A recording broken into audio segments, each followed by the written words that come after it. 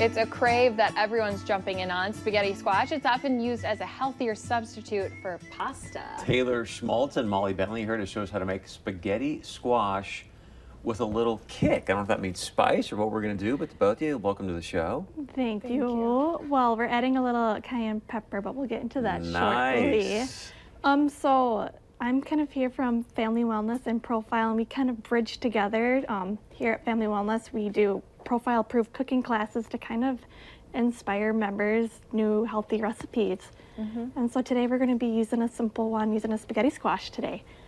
Yum. And it's really good. Have you guys had, I mean, like it feels like spaghetti, and you're like, oh, this is It's one of our new things that we're actually using for dinner quite often at my house. You and Jaron are. Yeah, because you can do so many different things with it, and there's so many health benefits to not having all of that, you know, pasta grain in you, instead doing a vegetable. Larson. Yeah, we're working on it. It's a good alternative. It's a lot lower in carbohydrates and calories than regular pasta noodles. Yeah. Even if you're slowly introducing it to your diet, you can maybe do half pasta and half spaghetti squash and kind of learn that way. And who knows, maybe you won't even tell the difference. Yeah. So is it easy to make it into spaghetti? Are you going to show us that right now? Yeah, I can definitely good. demonstrate that right now. So I actually microwave this in the microwave for about 5 minutes just to soften it up too. And so when I cut a spaghetti squash too, I normally chop the first end off right here. Just like that, and then I'll get a big knife right here. I'm glad you stepped back, Chris. And kind of just wiggle Your way through it. wiggle your way through, just like that. And so we kind of got the insides with the seeds and the guts right here. I'm just gonna go ahead and scrape that out. And the microwaving trick, that's something that I'd read about too, and that works really well, because otherwise it's so hard you can't cut through it. Yeah. Yeah, they are pretty hard and thick. These seeds right here, you can roast them too, is another tip maybe. And Nice. you could maybe put them on as like a crouton for a salad. So Look at you. Wow. Or just eat 'em as Are a you doing that snack. yet, Larson? Yeah. What? Are you doing that? Are you using the seeds for? I did not So- save any of the seeds, but Okay, mine had a wow. lot more guts in it than that one did. So I would have had to pick through a lot of it to try to get the seeds out. And there's something about that texture I don't like digging my hands through it. So next time I'll make Jaron do that job. Yeah. Well, and then, you know, after you kind of get all the seeds out, you place it on a pan face down like so. Put it in the oven for 35 to 40 minutes, just depending on the size of squash, about 350 degrees Fahrenheit. So once that's kind of all cooked too, kind of over here, I kind of already did the work over here and prepped that a little bit. But this has been baked for about, I would say about 30, 40 minutes right here, and you can go ahead and just kind of string it, and it's already ready to go. And you can even make spaghetti squash in the microwave or in a crock pot too. Wait, so that's it? You just bake it and then start scraping? Yep, and it's kind of got that texture of, you know. So yeah, it looks like noodles.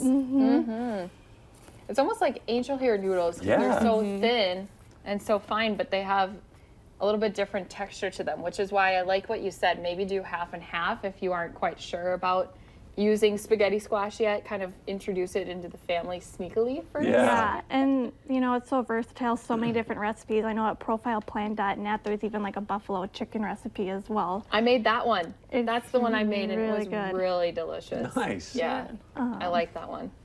So for our recipe today, we have 2 tablespoons of butter already melted. This is a fairly easy recipe to make. 1 teaspoon of pumpkin pie spice. That's going to sweeten it up, or 1 tablespoon. And then I have about 1/4 teaspoon of cayenne pepper. So if you don't like a kick, I would suggest kind of maybe not so much, but just kind of depending on your taste buds here. I got about 1/4 teaspoon. And go ahead, and all you gotta do is mix it up, and you know, it's fairly so the pumpkin easy. spice thing, what does that do again? It kind of sweetens it. Oh.